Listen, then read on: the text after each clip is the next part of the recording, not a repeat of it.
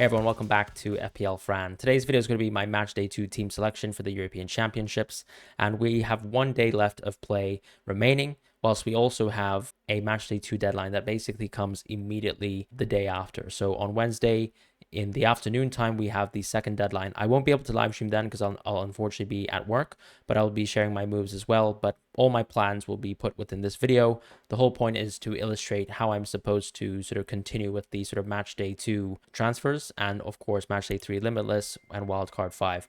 Now we have some couple issues with our team, and I think the best thing of course is to illustrate just what my team looks like for matchday 1 right now. Matchday 1 is not over. I'm about to sub in a couple players tonight. So I'll have Kvaratskhelia, I'll have Bruno Fernandes, and I'll have Cristiano Ronaldo. I'll also probably be captaining, I would think, Cristiano Ronaldo, but for me, it's very close between Bruno and Ronaldo. Not too much to separate in between them. I think we can make our own narratives. Obviously, Ronaldo more goal dominant. Bruno, of course, could have more avenues to man of the match, just simply as a Portuguese midfielder as well, someone who takes some of the set pieces, maybe the deeper ones, corners, things like that. Now, going back to the point, the team has obviously been pretty poor, but I think when we look at some of the results and look at some of the selections so far, I'm not too dissatisfied with, for example, Gundo and Sobo, for example, within the midfield position. So those two players getting 5 points, I thought they actually still had decent chances within the game. Sobo, of course, has a much tougher game within Germany. So, if I don't have too many issues with my team, and we'll talk about Mbappe, of course, and his broken nose, but if I don't have too many issues, I think I'd like to get out of Sobo. Within the defense, I don't have too many issues, once again, outside of Maxime de Kuiper and supposedly DeMarco as well. It was probably a bad decision for me to go to Kuiper. It turned out that Carrasco was actually playing as a flat left back today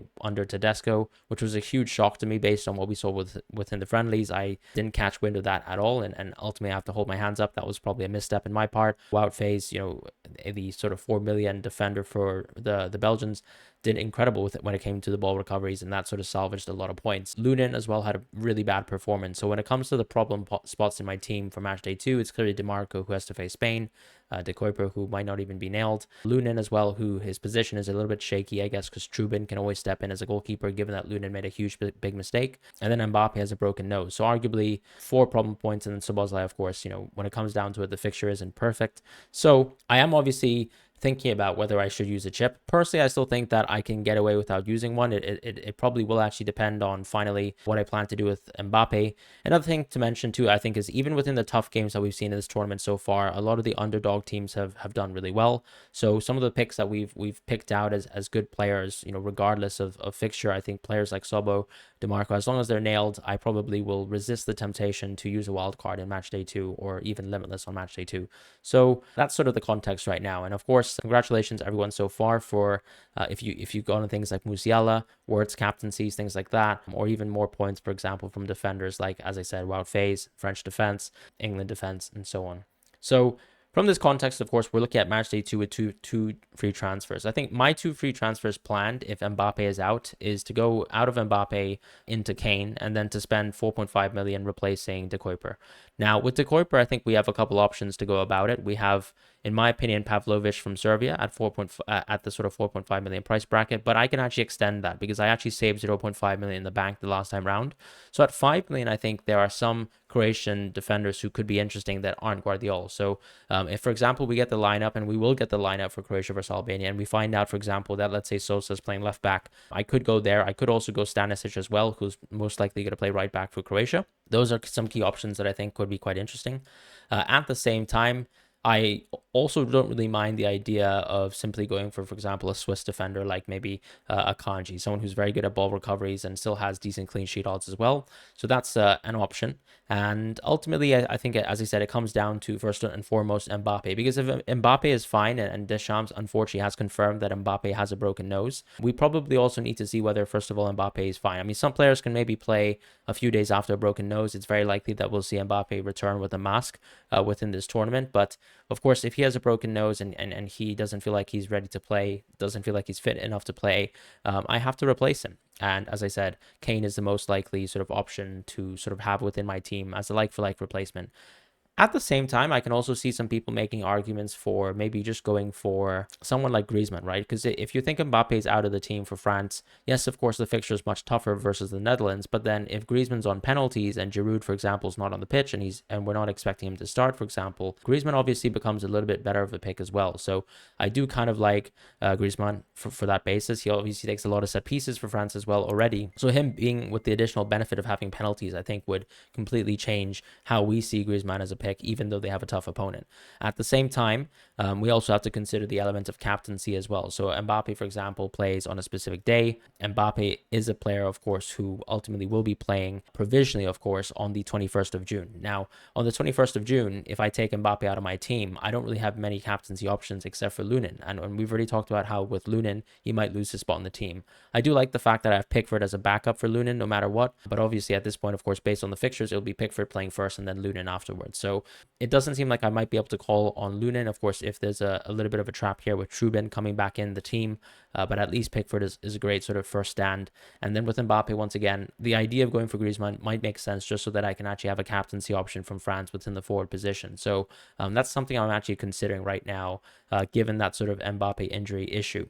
Now, if Mbappe actually, as I said, comes back and he's ready to play and he's coming back with a mask and he's probably going to play match day 2, and maybe if that's confirmed by Deschamps, I will probably instead go out of Szoboszlai, right? Out of all my midfielders, I think he has the toughest fixture in terms of the sort of gulf of teams. So I'll probably go out of Szoboszlai into another player like Sabitzer. The reason why I like going for someone like Sabitzer is because I think Austria have a great team. I also think they actually played really well versus France, to be honest. France, in my opinion, didn't actually play bad. I think Austria actually really stepped up, and we've seen a lot of teams play well, right? For example, Serbia matched up England very well. We also see, for example, we also saw, teams like Slovakia pull up an absolute upset. So lots of upsets so far. Romania probably being the absolute biggest upset.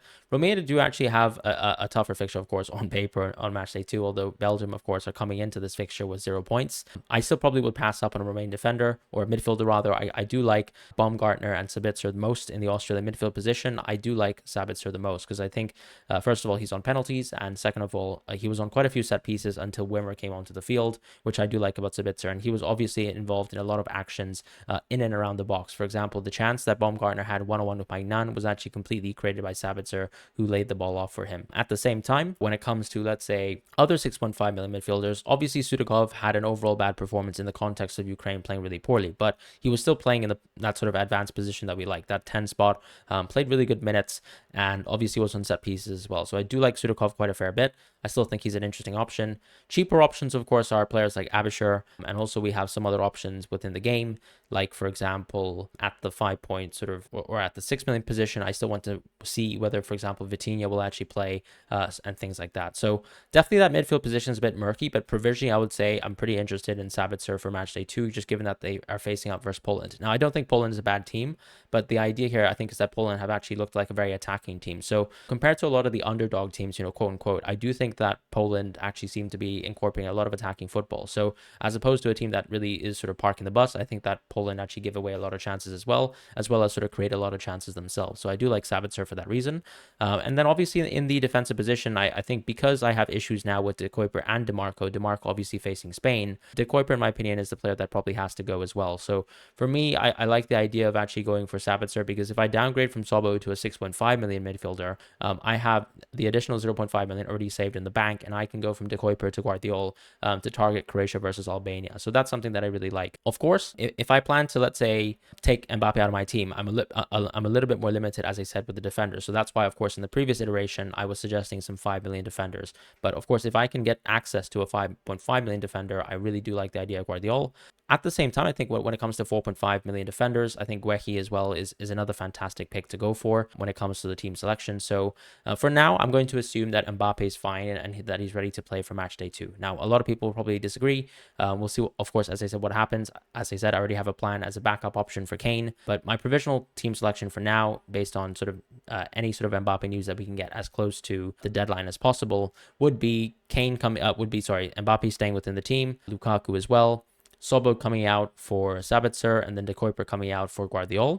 So that would be my team, and then the team would stay exactly the same as it was previously. In terms of captaincies, the most important thing to illustrate here, of course, is that we have only 4 days of play as opposed to 5 within the previous group stage. And so when we're looking at captaincies on the 19th of June, once again, it's a chance to go for another German captaincy. This time round, I think I'm probably going to go for Gundo as an attacker. I do really like the German attack right now. It's not that I don't like Mittelstadt for whatever reason, but I still think that he's a very good pick to go for on the 19th of June. And then obviously on the 20th of June, I still really like the punt of simply just going for a Trent captaincy. Now, this is obviously in the case where I don't have Kane in my team, but I think Trent will once again start again. A lot of people did mention that he played poorly. I think that's a little bit overblown. I think, of course, if you think about how England have sort of planned Trent and his position playing within the midfield, this has been a year-long process. The idea that they're going to throw it away within match day 2, to me, sounds a bit ridiculous. I do think Trent should start the second game, so I'll probably be tempted to Trent cap once again. On the 21st of June, if Mbappe is fine, of course, we're going with Mbappe. And then on the 22nd of June, most likely once again to go with Ronaldo or Fernandes. And of course, I'll probably make a little bit of a gut decision based on watching Portugal play within match day 1 as well. So that's basically my provisional team selection for match day 2. Thank you guys so much for watching. Let me know what your thoughts are. As I said, of course, there's a couple issues with my team overall. If it seems like a lot of the injuries and a lot of the rotations going to come in, I will definitely consider the idea of going for a wild card. But for now, I'm holding off on that because I still think that there's value to using the wild card in match day 5, as we previously discussed in some of our videos when I talked about the sort of chip strategy that I was going for within this tournament. So that's the video. Thank you guys so much for watching. I hope you guys have a wonderful day, and I'll see you guys soon.